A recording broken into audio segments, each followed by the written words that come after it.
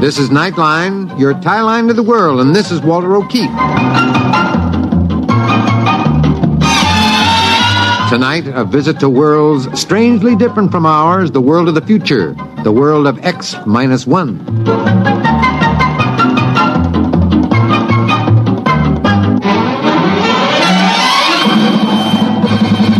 Now, here is the future, X-1. Countdown for blast-off. X-5, 4, 3, 2, X-1, fire.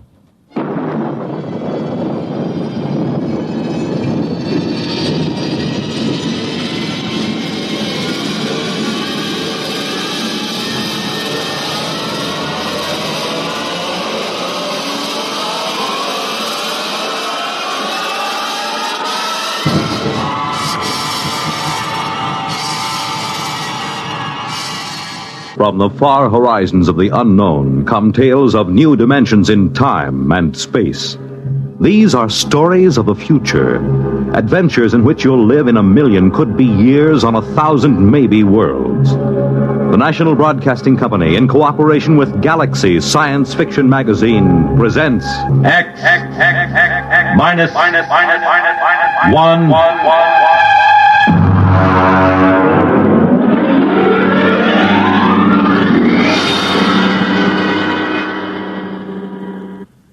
Tonight, Death Wish by Ned Lang. But first, hear this. During the theater season in New York, people flock from everywhere in the nation to see the latest Broadway plays. But very few of these people have ever been fortunate enough to experience the thrill and excitement backstage at one of Broadway's top musical comedies. Tomorrow night, Monitor invites you along as Don Russell goes backstage at the Broadway musical hit Simply Heavenly, introducing you to the cast, the author, listening to the songs from this fine musical show. It'll be an experience you won't soon forget. Then on Saturday, for sports enthusiasts, Army versus Notre Dame, and Monitor brings you this football classic direct from Municipal Stadium in Philadelphia. Add to these features Monitor's special coverage of the pomp, ceremony, and celebration during Queen Elizabeth's tour of Canada. Visits from celebrities like Mickey Rooney, Tennessee Williams, Tony Bennett, and Burl Ives, and you have some idea of the top variety of entertainment Monitor will bring you all weekend. So start your weekend right with Monitor on Friday night and stay with Monitor all weekend long over most of these same NBC radio stations.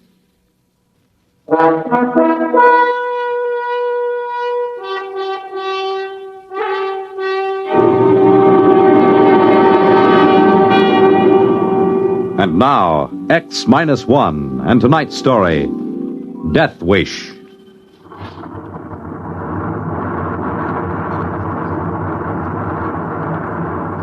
Fuel consumption normal. We'll reach Point Able in 10 seconds from now.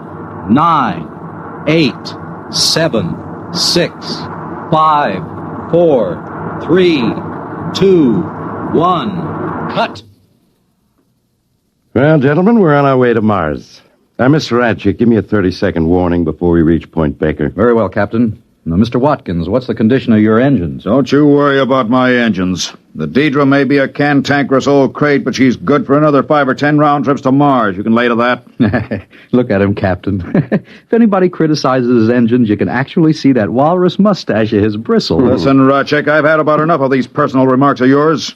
Stick to your navigation and let me alone. Now, Watkins, let's not get into another of those arguments. Now, that's an order. Aye, sir. You had a reason for asking about your engines. I've made enough trips to Mars to know the way a ship should sound. There's something about this one. I don't know quite what. There's nothing wrong with this ship, Captain Summers. I'll tell you something, though, every engineer worth his salt knows. There are just two kinds of equipment.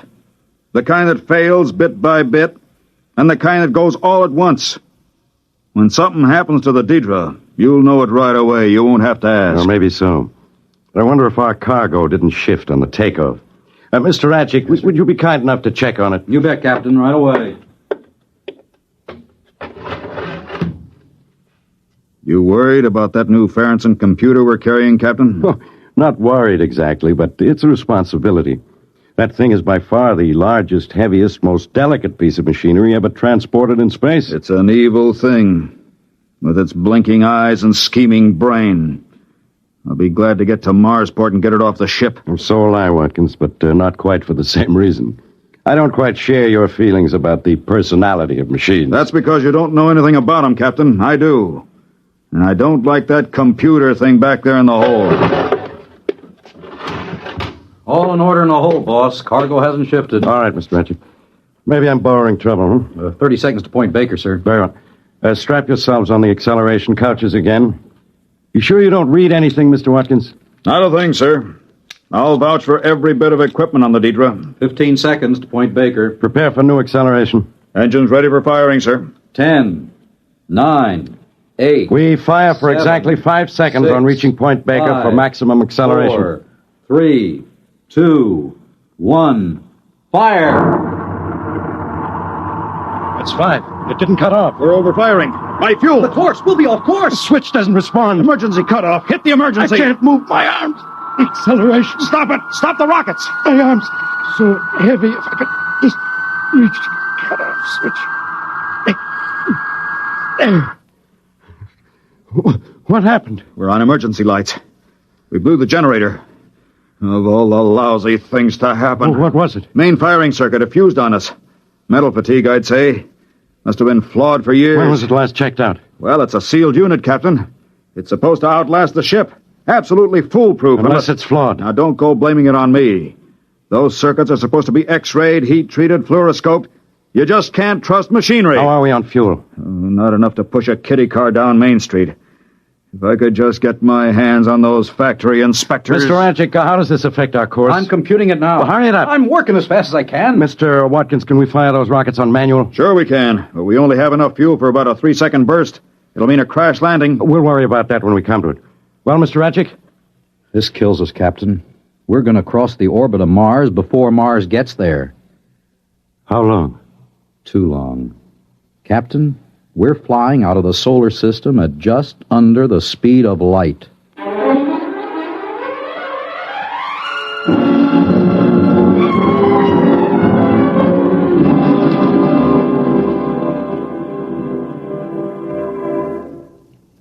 You're listening to Death Wish, tonight's attraction on X-1.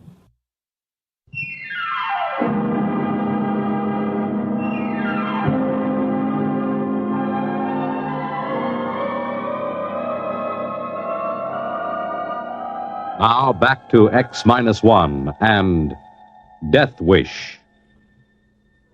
Look at him.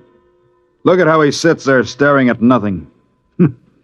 Here we are kiting off into space, and what do? We got a little fuel left. We can turn the ship, can't we?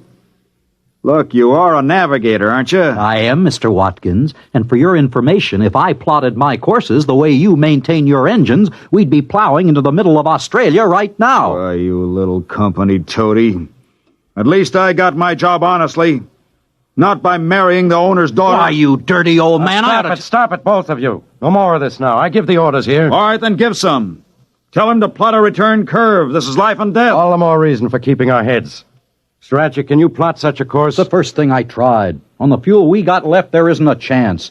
Best I could do would be a degree or two. That won't help. What do you mean it won't? We'll turn back into the solar system. Sure, but the best curve we can make will take us a few thousand years to complete. What about a landfall on some other planet? Neptune, Uranus? Impossible. In the first place, the right planet would have to be in the right place at the right time. And if it were, we'd need fuel, a lot of fuel, to get into a braking orbit. And if we could, who'd come and get us? No ship has gone past Mars yet. Yeah, but maybe there'd be a chance, just a slim chance. Maybe, but we can't swing it. Gentlemen, I'm afraid we'll have to kiss the solar system goodbye. It just doesn't seem possible. Who would believe we're traveling at almost the speed of light? Look out the viewing port. You'd swear we were standing still in space. Yeah, that's because there's no reference point, as you know. I assure you, we're traveling faster than any men have ever traveled. What should we do, Captain? I don't know, Watkins. I just don't know. Our noble captain can't face the situation. Of course I can face it. I can follow any course you plot. That's my only real responsibility. Now let's get a grip on ourselves. Mr. Radjic, suppose you raise Mars on the radio. Aye, sir. Deidre to Marsport. Deidre to Marsport. Urgent. Repeat, urgent. Come in, Marsport. Marsport to Deidre. you. Over. Emergency, Marsport. Firing mechanism jammed. Fuel almost totally expended. Acceleration 15 seconds past safe maximum. Heading out of solar system. Request help. Over. Can you turn the ship, Dietrich? Can you put it into any kind of an orbit? Over. No fuel, Marsport. We can only turn a degree or two. Over. Put your captain on, Dietrich. Over. Captain Summers, Marsport. Over. Captain, what do you propose to do? Good Lord, man, that's what we're asking you. What do you propose to do? I say, what do you propose What are they saying? I don't know. I couldn't catch it. Mr. Radjic, can't you get better reception? We're rapidly running out of range, Captain. I'll give it all the gain I can get.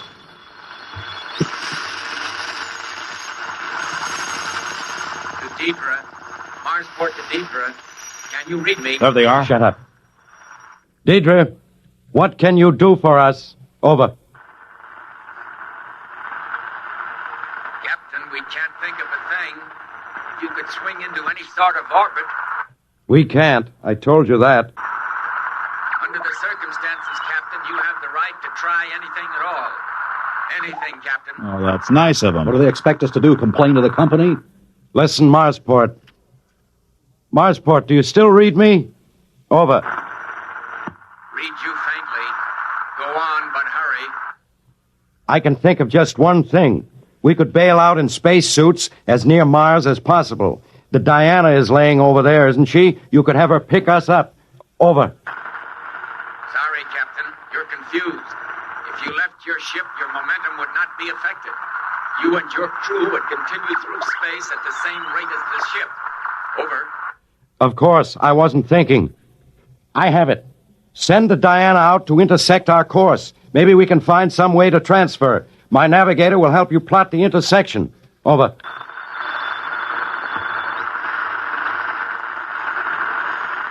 They've gone again. Hello, Marsport. Hello, Marsport. Come in, Marsport. I can't bring them in again. To do it that way, sorry. Over. You mean you can't do it? Why not? It is our only chance. Over. Diana's laid up, having her engines overhauled. How long before she can be spaceborne? Too long. 3 weeks. Sorry, Captain. I wish we could think of something. About the only thing we can suggest. What? I didn't get it. Reception's gone again, Captain. We're getting out of range. I don't know whether I can raise them again or not. Well, try. Come on, maybe that suggestion What is can it? they suggest that we don't already know? Even the static's getting weaker now. We only knew what they were going to say. What's the difference? They didn't really think it would work anyhow. Wait a minute. Wait. Maybe something come. Hold it. Suggest. Can you hear? Suggest. Most unlikely. But try. Try calculator.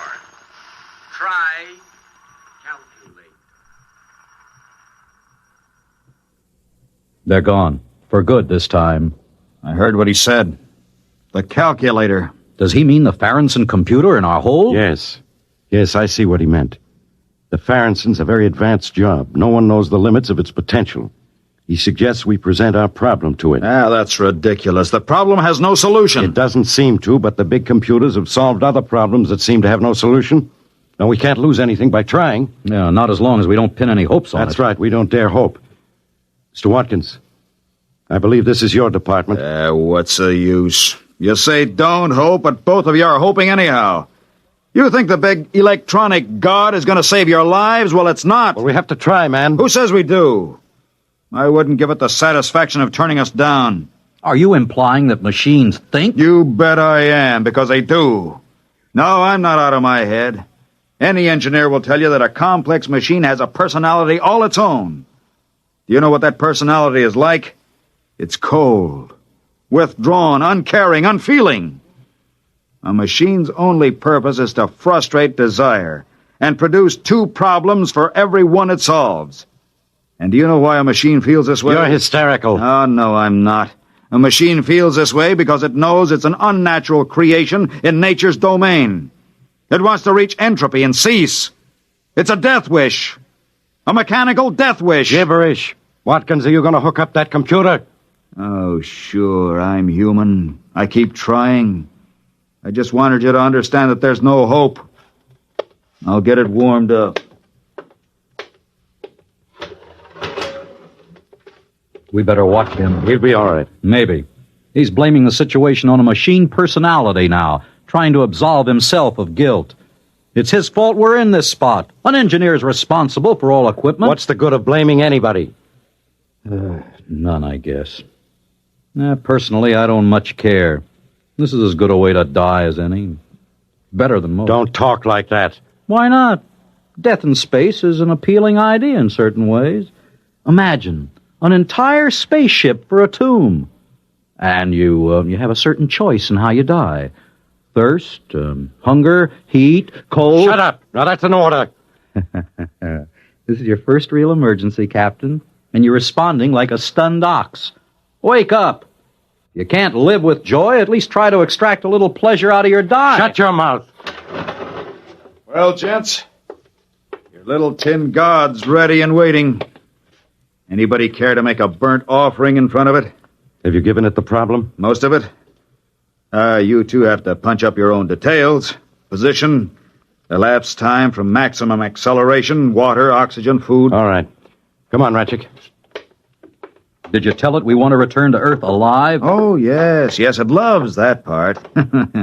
It'll get such pleasure out of rejecting the problem as unsolved. Oh, no, it won't say that. It'll say, insufficient data. And I'll punch up the rest of the information. Insufficient data. You see the point? It hints a solution is possible, but just out of reach. A subtle torture. It can keep us hoping. There. That's the complete picture. Now let's see what happens when I press this. Now just keep your eye on that red light up there. If it goes on, it means a problem is rejected. Watch it now. And if it solves it? That's a little bell, sort of like a typewriter bell. But you won't hear it, don't worry. Don't say that. What's the matter, Rajik? Superstitious? Oh, shut up. You two have to keep up that everlasting wrangling. Well, not for long, Captain. We haven't much longer to live, Captain. Maybe that's good. What's that? A solution. It's found a solution. That must be a mistake. There is no solution. It's fooling us, leading us on. Now who's superstitious? Here. Here's the tape. The solution's on this. What's it say? Come on, read it. No, not me. You read it, Captain. I won't play its fiendish game. Oh, I see. That's fine. That's just fine. What does it say, for the love of heaven? You figured a few thousand years to return to the solar system, Ratchik? Well, the computer agrees. 2,300 years, to be precise. Therefore, it has given us the formula for a longevity serum. 2,300 years? What are we supposed to do, hibernate? Not at all. As a matter of fact, the serum does away quite neatly with the need for sleep. But 2,300 years, gentlemen. We three sit here in this little ship and look at each other. 2,300 years of that.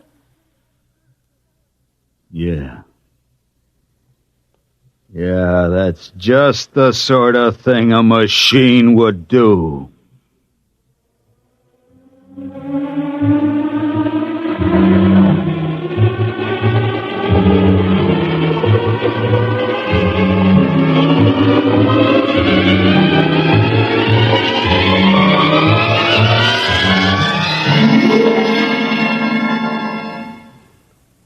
Fred Collins again, and I'll have another word for you about X-1 in a moment.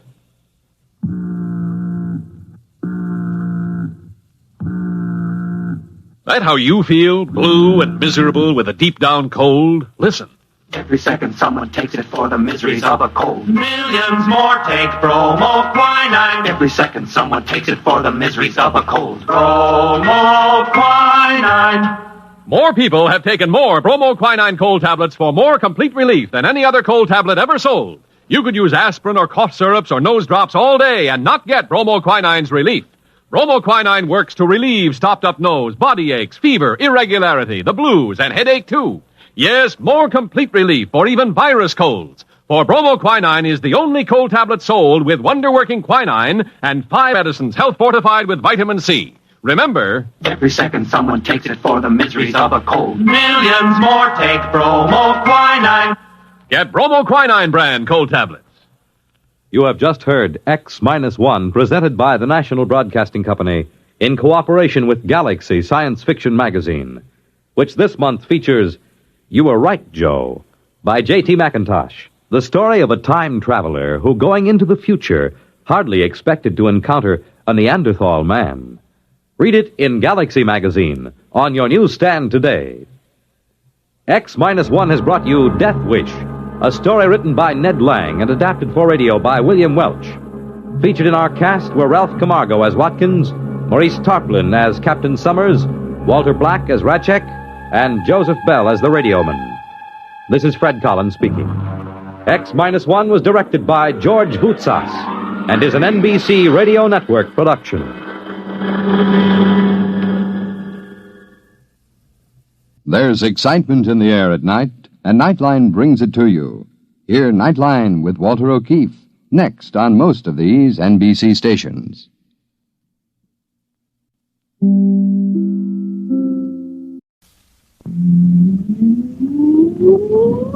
Countdown for blastoff. X-5, 4, 3, 2, X-1, fire.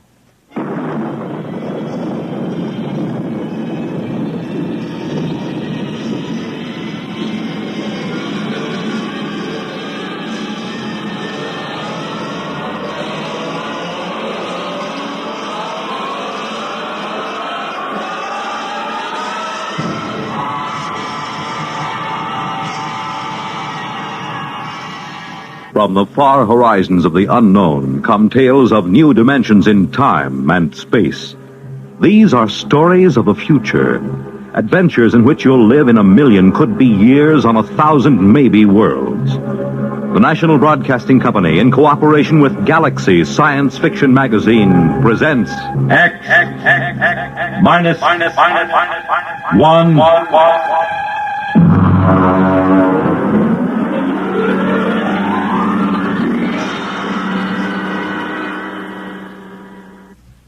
Tonight, Double Dare. But first, hear this. How's the weather in your part of the country? How'd you like to spend an evening basking under warm tropic breezes in the sound of a gently rolling surf? Well, that's the setting in which you'll find yourself Friday night, as Monitor, broadcasting from spectacular Miami Beach, introduces you to the beauty and glamour of Florida and to the celebrities who make this resort area their winter headquarters. On Saturday and Sunday, Monitor will capture the spirit of Christmas season in music and song, as great choirs from all over the country and from foreign lands join in the singing of Yuletide carols. There'll be reports on Christmas preparations in Bethlehem, West Germany, and Antarctica. Alfred Hitchcock, Eartha Kitt, Henry Fonda, and Roberta Sherwood are among the celebrities who will be visiting Monitor this pre-Christmas holiday. So start your weekend right with Monitor on Friday night, and stay with Monitor all weekend long for celebrities, music, features, news, and sports over most of these same NBC radio stations.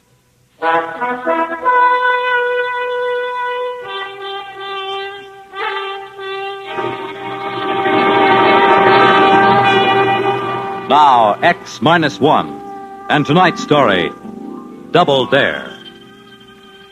Our ship sat down on the planet Domerang right on schedule. Kemmeridge and I stood at the viewport and watched the big Domerangi official cross the field to our landing ramp. He was dressed in a bright yellow tunic, green-gray buskins, and was wearing a glittering jeweled diadem. He was walking in that ponderous way those people always walk. And it seemed like a long time before he actually reached the ramp and climbed into the ship. Welcome aboard. Greetings, gentlemen. I see you have come through the trip in fine shape. My name is Plovash. I'm your liaison while you are with us. My name's Marner. Pleased to meet you. And I'm Kemmeridge. Well, what happens now, Plorbash? You have landed at a space port just outside our capital. I have come to take you to your quarters.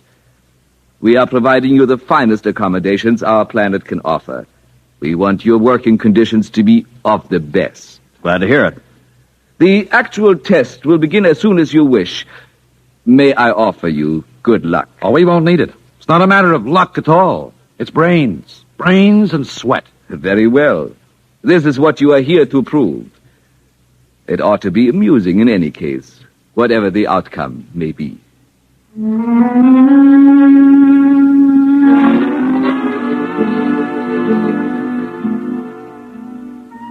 The whole weird deal had begun back on Earth.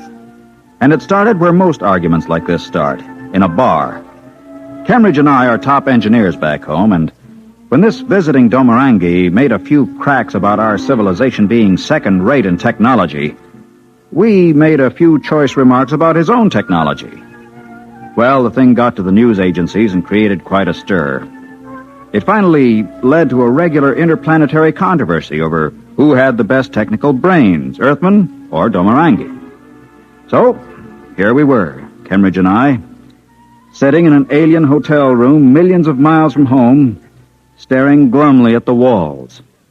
Well, we're here, Marner. We're here. And we're going to show them up and go home rich and famous. You got that? Well, I hope we can show them. We've got to. Between the two of us, we can match anything they throw at us. Well, can't we? Sure we can. Now, just look at this door mechanism, for instance. A simple cybernetic mechanism. Yeah. Ordinary gadget. Not nearly as efficient as our kind, either. That's just the point. Apparently, these Domorangi aren't half the sharks they think they are. We said we could duplicate anything they showed us, right? Yeah. And they've got two of their engineers on Earth trying the same stunt. Okay, so if our boys stick them and we dope out everything they throw at us here, we've won. The State Department's counting on our versatility, Miner. That's all we need. Versatility, cleverness, and hard work. Yeah, we'll beat those silly-looking pants right off them.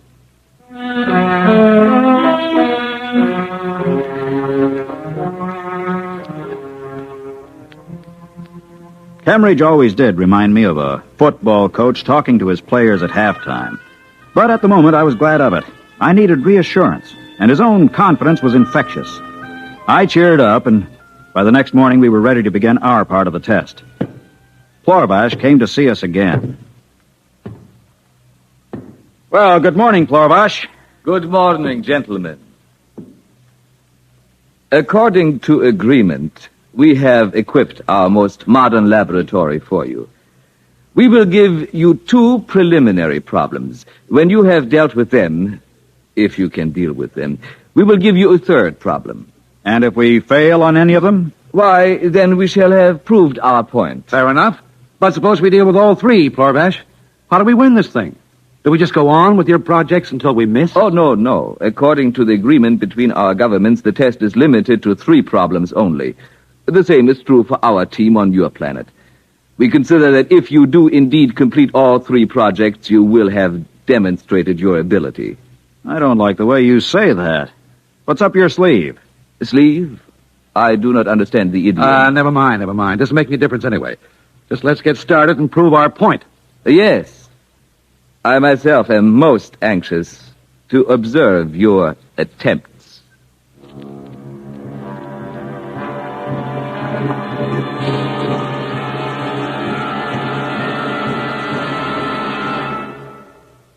We return to X-1 and Double Dare in just a moment.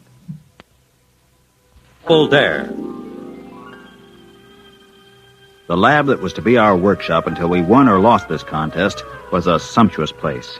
The sort of research setup a sane engineer never even bothers to dream about. We stood there admiring it, Cambridge and I, while Plorvash waited for one of us to say something. Well, we're impressed. Man, it won't be hard to pull off miracles in a lab like this.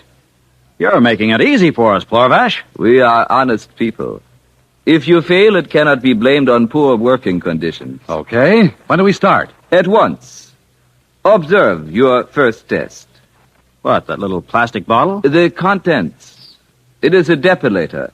A bit rubbed on each cheek, and you do not need shave your beard for a week's time. Here is the bottle. Duplicate the product. But we're engineers, not chemists. Never mind, Marner, never mind. Okay, Plorvash, that's the first project. Give us a second at the same time. That way we'll each have one to work on. 2 projects at once? Very well, gentlemen, as you wish.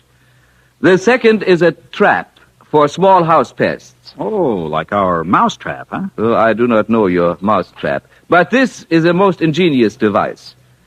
Our house pests are color sensitive, and this trap flashes colors as a lure. To catch vorks, we use this.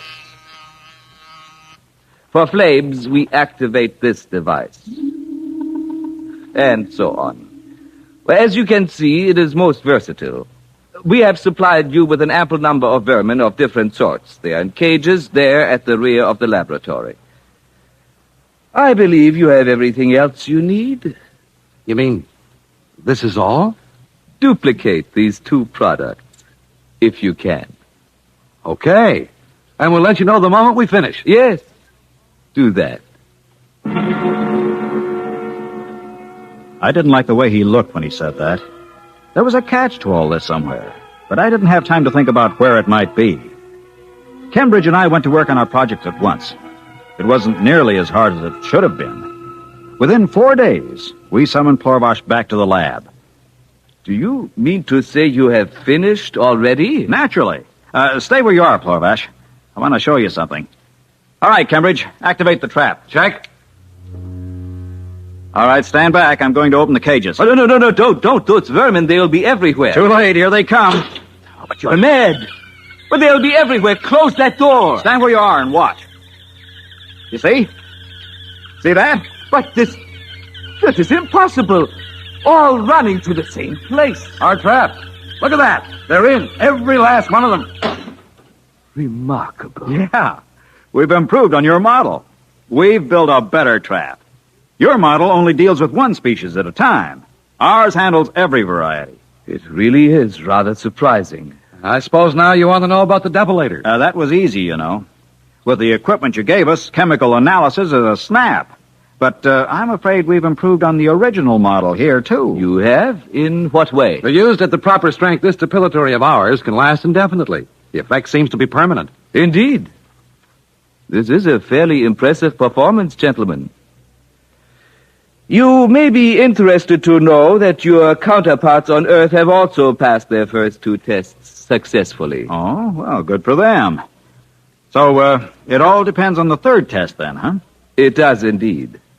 Shall we have that one now? Why waste time? Is that it? That thing on rollers that you've got covered up back there? Yes. Permit me to remove that cover.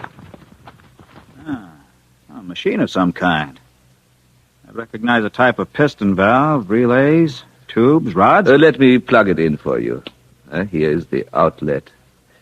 Now, I press the starting button. So.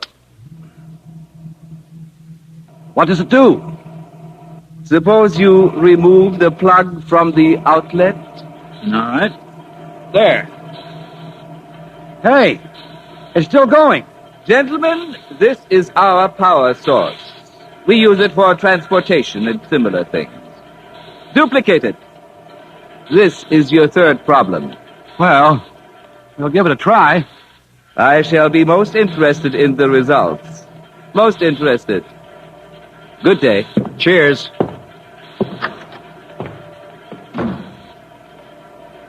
Well, Cambridge, the machine's still going.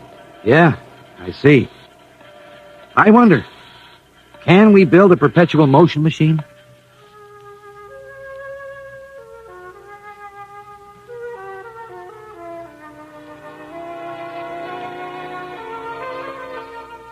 Well, it was a challenge, all right. A greater challenge than either of us had anticipated in our wildest dreams. Our heads reeled with the enormity of the ideas. But we worked and worked. I don't even know how long it was, but I think it was about 3 weeks. Finally, we summoned Plorvash, and he came into the laboratory to see our model and his side by side, both humming away with no plugs in the wall. There it is. You have actually done it? Yes. It's been running a week now, and it shows no signs of slowing down. It actually works, but how? A complex hyperspace function. We're making a full report, of course. I hope you realize this is quite a stunt in graphology. We didn't think we could do it until we had to, so we did. I didn't think you could do it either. This little box on our model, have you examined it yet? No, that nearly threw us. Apparently it's tightly sealed. We didn't waste time getting it open. We bypassed that. But what is the darn thing anyway? That, gentlemen, is our power source.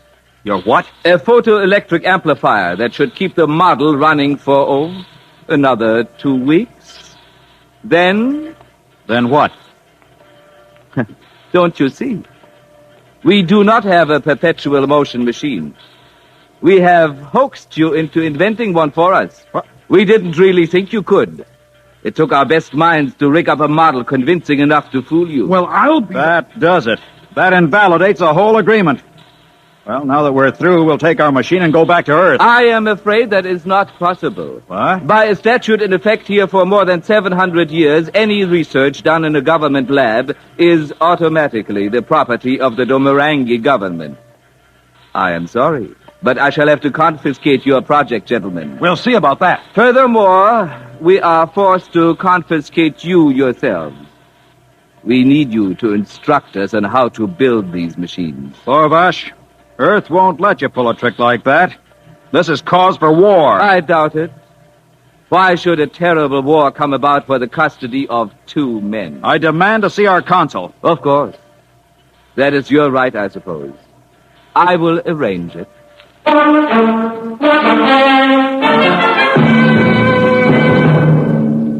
Well, there it was. Now that it was too late, I knew what the cause of my uneasy feeling was. The consul from Earth was a white-haired, sturdy gentleman with a ruddy face and a suave manner. He came to see us in our hotel room that same evening. Now, please, rest assured we shall make every effort to extricate you. Do you realize what immense scientific prestige you've given to Earth? Yeah, fat lot of good that does us now. Well, authorities on Earth have kept me informed on the progress of the 2 Domarangi. They got through the first 2 projects as easily as you 2 did. We already know that. What of it? Well, now, this is the delicate part of the whole affair. I hate to put it into words, but in fact, the people on the Earth end of this deal had much the same idea as the Domarangi. You mean another double cross? They put them to work on perpetual motion, too? No, not quite. They rigged up a phony anti-gravity machine and told them to duplicate it. Good night. What happened? Nothing yet. I'm told they're working on it very hard. Sooner or later, if they're at all as clever as you 2, perhaps they'll hit on it. You'll just have to be patient and sweat it out until they do, and we can make an even exchange. Well, of all the cockeyed situations, you mean we have to wait until they invent anti-gravity? Now, that's the general idea. In the meanwhile, as I say, I will insist that you be shown every courtesy here on Domrang. Well, they may never discover a workable anti-gravity. Then what happens to us? Wait a minute. Yeah? Marner. Yeah? You know anything about tensor applications and gravitational fields? What are you driving at? I'm thinking of the ideal lab setup they gave us. Do you think those 2 Domarangi on Earth would mind taking credit for someone else's anti-gravity theory if they were approached properly? Hey, that's right. They must be as anxious to get home as we are. Say, what in the world are you talking about? Consul, would you be above a bit of smuggling, diplomatic immunity and all that? Well, now, I don't know. We build the anti-gravity machine. You smuggle it to Earth and slip it to the Domarangi. Then use it as a talking point for a trade. Well, what do you say? Well, I admit, it does seem the only way out. Very well, gentlemen, I'll do my very best. But there seems to be just one hitch. What's that? You still have to invent that anti-gravity machine. Oh, we'll invent it all right, because you see, we have to. Come on, Cambridge. Let's get to work.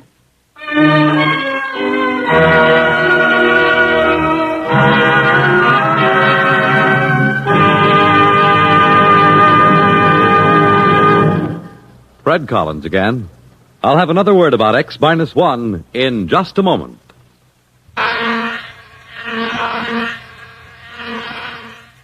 Is your head buzzing with the feverish, stuffed-up feeling of a cold? Here's how to get relief.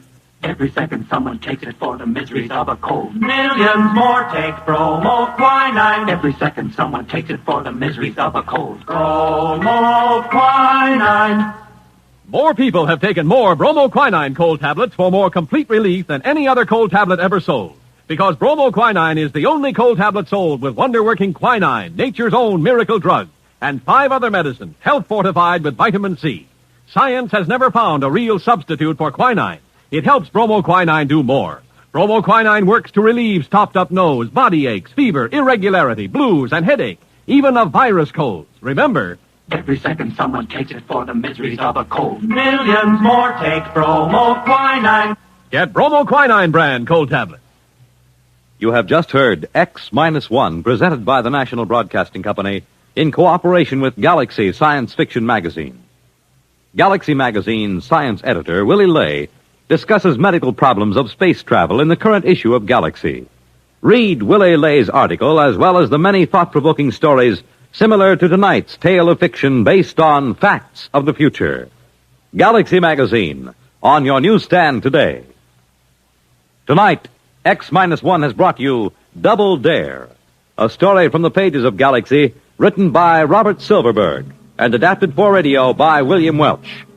Featured in our cast were Ralph Camargo as Marner, Ivor Francis as Kembridge, Michael Ingram as Plorvash, and Harvey Hayes as the consul. This is Fred Collins speaking. Countdown for blast-off. X-5, 4, 3, 2, X-1, fire.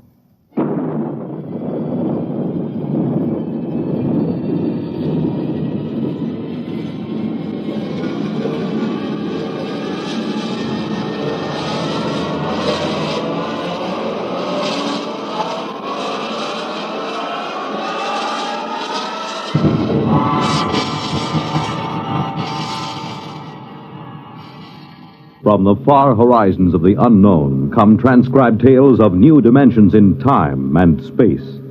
These are stories of the future, adventures in which you'll live in a million, could be years, on 1,000 maybe worlds. The National Broadcasting Company, in cooperation with Galaxy Science Fiction Magazine, presents X-1.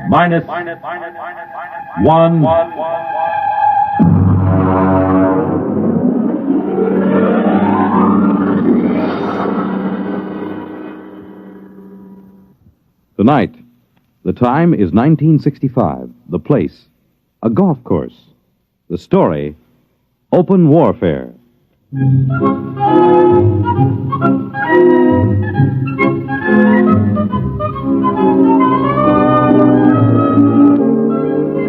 You wouldn't believe it, but there are some people that think that caddy is a pet name for a big car. No, I mean it. Over those little wagons you pull around the course or carrying their own clubs, there are people actually playing golf for years, never seen a caddy. As far as I'm concerned, you take the human element out of golf or any sport, and what do you got left? Nothing. I mean, you could say I'm prejudiced on account of my being a caddy, but that's the way I feel about it. Besides which, a caddy is a perfect observer of the passing parade of human experience. I'll give you for instance. Now, you take Jim Pearson. He won the U.S. Open in 1960, 61, and 64. Well, let me tell you about Jim Pearson. He was the pro at the club here, and I remember when it all started. He was out playing with Mr. Hatcher. That's Sam Hatcher. He couldn't break 90 if the ball had wings. And in the locker room, he looked like a sack of flour that had been set down hard. But he was loaded with money. Anyway, they were waiting for a foursome of dames who shouldn't have been wearing slacks. When Hatcher turned to Jim, and with a real sweet smile, he lowered the boom. Jim, you're a good golfer. Thank you, Mr. Hatcher. You're a good golfer, even if you can't teach me anything. Oh, you're coming along fine, Mr. Hatcher. We've been good to you at the country club, haven't we? Oh, yes. I want you to do something for me. Yes, sir? Stay away from my daughter. Oh, well, Mr. Hatcher. I won't have Alice marrying a man who has nothing but coordination and muscles. What? When I was only your age, I was making $50,000 a year. It takes brains to do that. Brains get more valuable. Muscles deteriorate. There's nothing muscles can do that a machine can't do better. You don't think I could make $50,000? I know you can't. You haven't got the guts. Now, listen, Mr. Hatcher. I'm just quoting history, Jim. Take the tournament in St. Louis. You blew up. And the Goodall and the Palm Beach. You could have won all those. But you blew. You chickened out. That's not exactly fair, Mr. Hatcher. But it's true. I can make $50,000. Yes, in your whole life. No, in 1 year. Oh, you can? Yes, sir. All right, Jim, you're a sportsman. I'll tell you what I'll do. If you can make $50,000 in 1 year at this infantile pastime that you call golf, you can have Alice. That's the most arrogant What's thing. the matter, Jim? Don't you think you can do it? I know I can do it. All right, then. Is it a bet? All right. All right, it's a bet. Very well, then. I believe the ladies are finished. Shall we drive?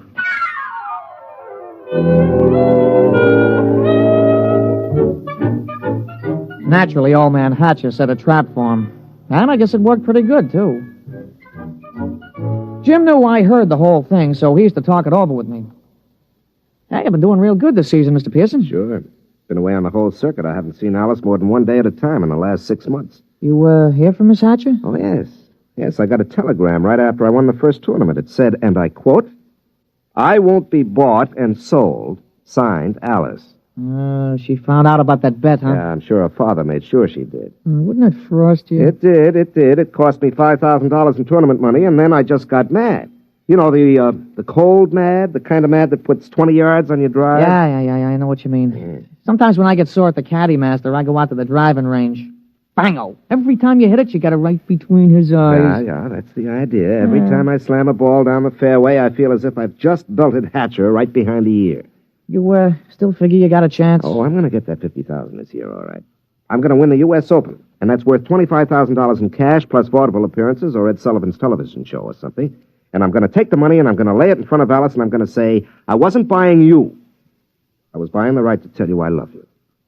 Oh, gee, that's pretty. All right, never mind. Give me a number 7 iron.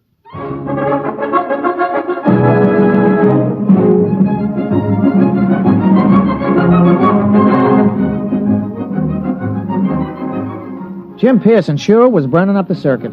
He came into the U.S. Open the man to watch.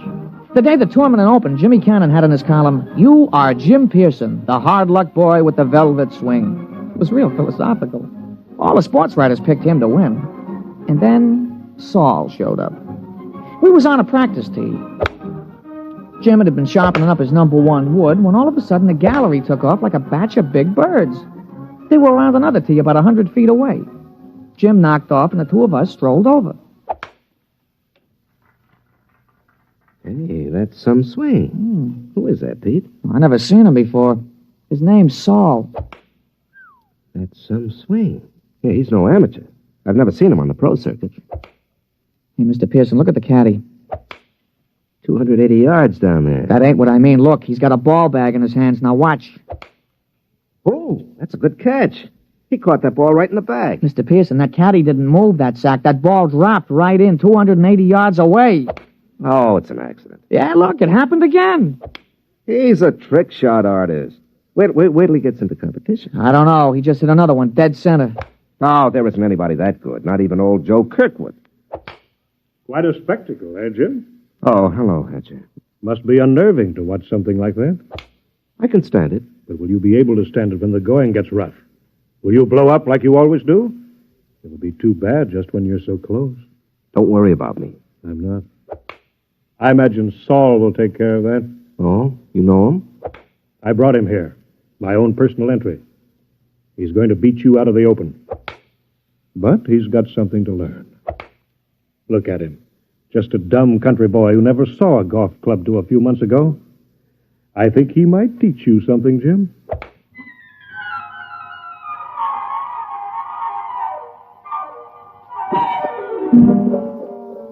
I could tell Jim was going to have a good day the minute he took his driver out of the bag.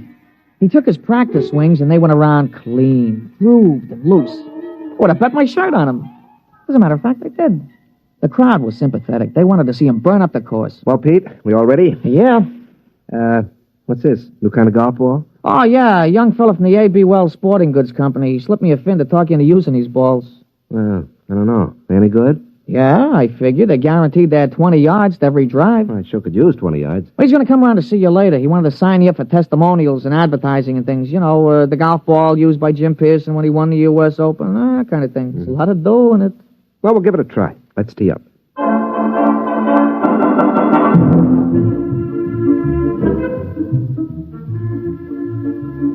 Oh, he started off real good. A long, straight drive right down the fairway. It was a birdie 4. Jim was clicking him off that day. There you are, Pete.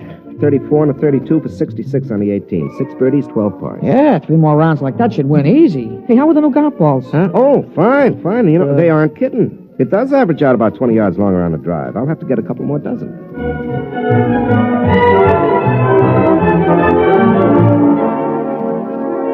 We went around and watched Jim's score being posted on the big board.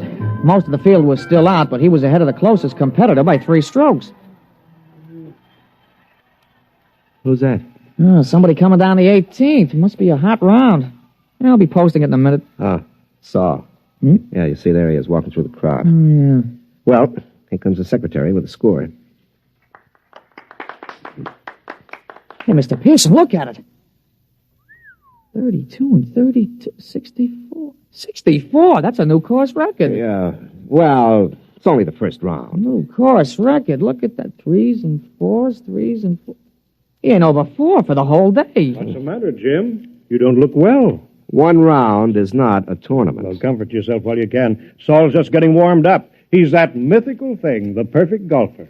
But he's dumb. No brains, Jim. No brains at all.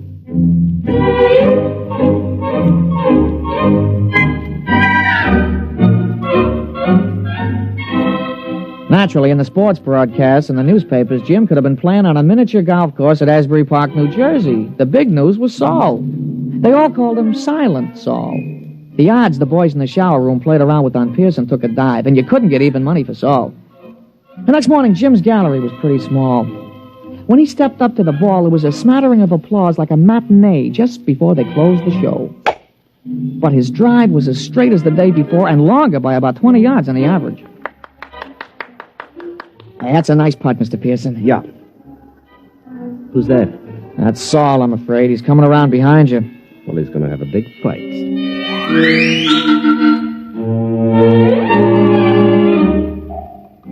Jim's second 9 was a duplicate of the day before. Another 32. He equaled Saul's record-tying score of yesterday. Then when we came in to read it on the big board, he looked like somebody hit him on the head with a driver. Look at that, Pete. 31 out, 31 back for a 62. He's got me by 2 strokes today. And 4 strokes in all. What do you got to say, Jim? Oh, nothing, Mr. Hatcher.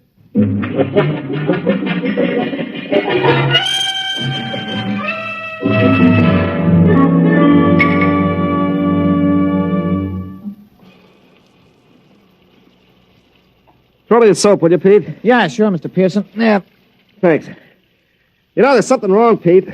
Just doesn't happen this way. That's tough luck, Mr. Pearson. Oh, no, it's not that. People don't just pop out of nowhere and break all records at the Open.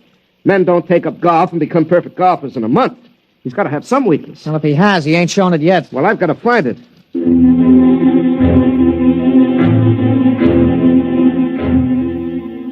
Jim was out the next morning, and he came in with a classy 32. On the back 9, he slipped a stroke to 33. He was still 4 down. He shook off a couple of reporters who were trying to egg him into a feud with this Saul, and the 2 of us just hung around in the crowd watching Silent Saul. His first drive went a clean 300 yards down the fairway, straight as a ruler. Pete, there's something about his swing. There's something about it. I've seen it before. Oh, you never saw that Silent Saul before, Mr. Pearson. Still, there's something about his swing.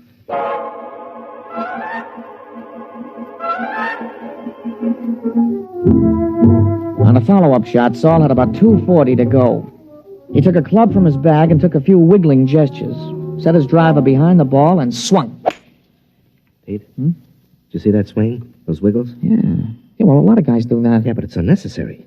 I mean, you don't have to make those wiggles before you address the ball. Yeah, sure, and you don't have to spit 3 times every time you got a tough putt, but you do. But there's still something strange about him. Everything about him is perfection except those wiggles. And he doesn't talk. Look at him putting. Just look at him. Mm-hmm. That could be Todd Winters, couldn't it? Yeah, he does look something like Winters. Yeah, when he putts. But that iron shot, who wiggles like that? Who does those wiggles? George Potter. Yeah, I guess he does. Yeah, and the approach shot, Pete. That's Gordon Brown. Nobody else bends the knee that way. He really gave it a lot of study, huh? And the drive. That grooved swing on the drive. Pete, come on. I've watched enough.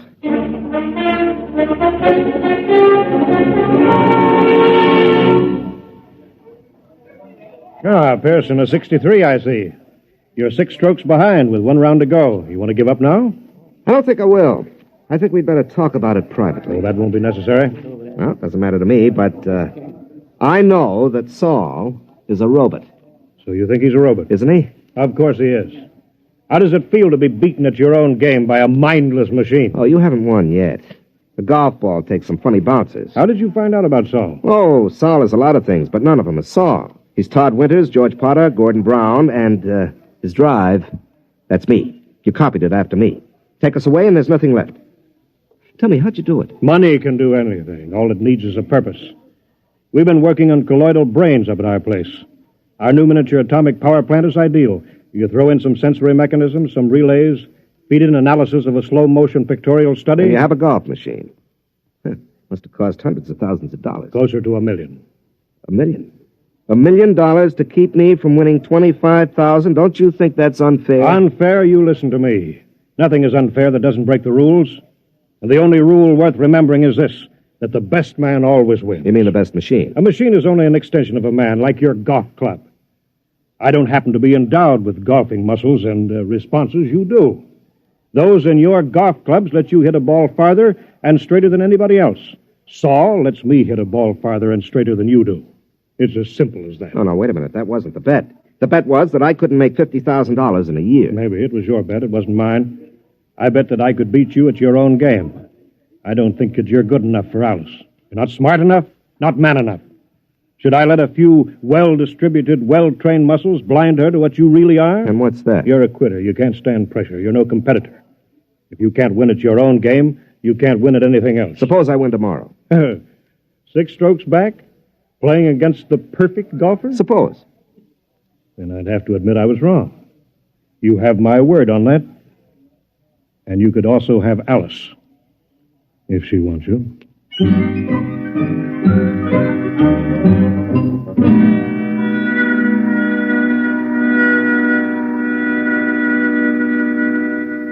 Somewhere, Saul must have an Achilles heel. Pete, the prime fact about man is his adaptability. Yeah, sure. Yeah. They've got to build in at least one constant, if not more. How about judgment? I don't think so. I mean, they could tell whether he'd have wind or rain or the sun or slow greens or something. They got to take care of that. Yeah, I suppose so. Hey, maybe you could jimmy him. You know, drop sugar in his gas tank or something, smash him up. Oh, no. That isn't fair. Saul is fair. Well, I mean, Mr. Hatcher, he's playing fair according to his lights. He could have had me crippled or poisoned or something, but he didn't. Well, I'll just have to beat him on our own ground on the golf course. Oh, I don't know, Mr. Pearson. You'll have to shoot in the 50s. Well, the golf ball takes some funny bounces. Yeah, it sure does. Wait a minute, there is a constant. Listen, Pete, you know Saul's caddy? Yeah, I know him. An illiterate type of guy, yeah. Could he use $10 or maybe 20 or 50? He's a caddy, isn't he? All right. Pete, I want you to talk to him. You'll do better than I can.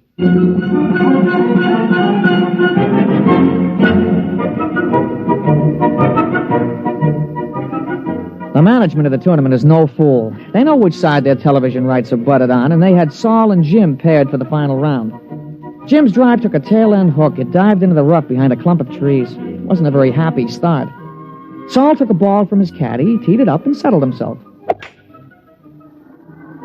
Hey, that's some drive, Mr. Pearson. Yeah, that was some drive. It's about 340 yards, isn't it? Some drive. You got a tough lie there on your ball, Mr. Pearson. You going to play it safe out on the fairway? No. You see that hole between those 2 trees? Mr. Pearson, that ain't sensible golf. Pete, sensible golf won't win.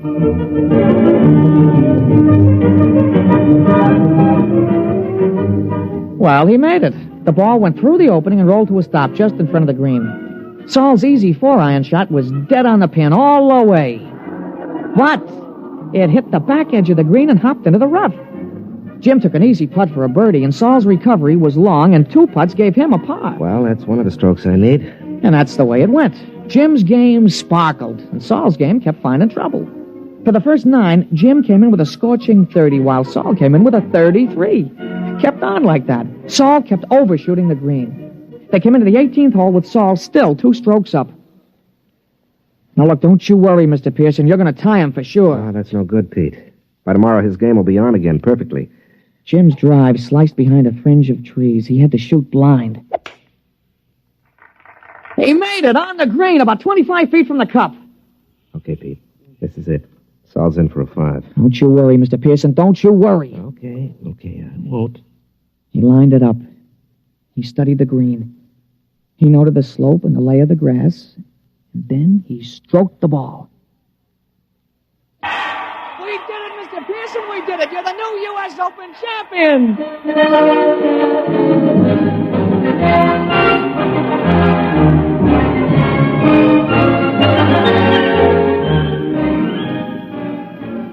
Well, we finally busted loose from the television and the movies and all those hangers-on, and we ducked around the back to the pro shop, where we run into Mr. Hatcher. How did you do it?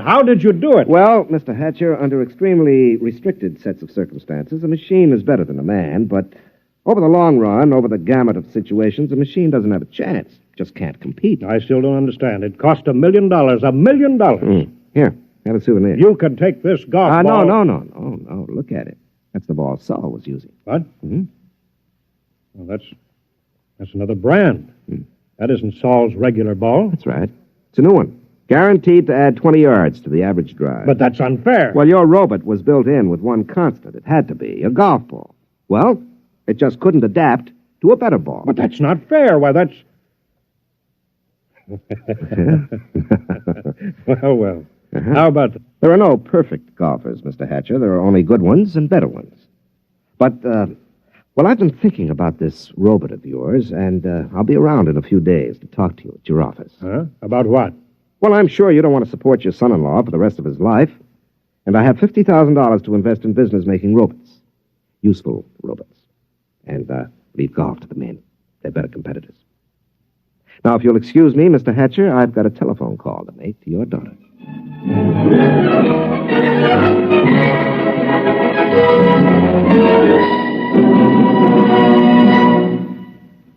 You have just heard X-1, presented by the National Broadcasting Company in cooperation with Galaxy Science Fiction Magazine, which this month features The Other Celia, a story which proves that something drastic should happen to all snoopers, but nothing as shocking and frightful as this. Galaxy Magazine, on your newsstand today. Tonight, by transcription, X-1 has brought you Open Warfare, a story from the pages of Galaxy written by James E. Gunn and adapted for radio by Ernest Kenoy.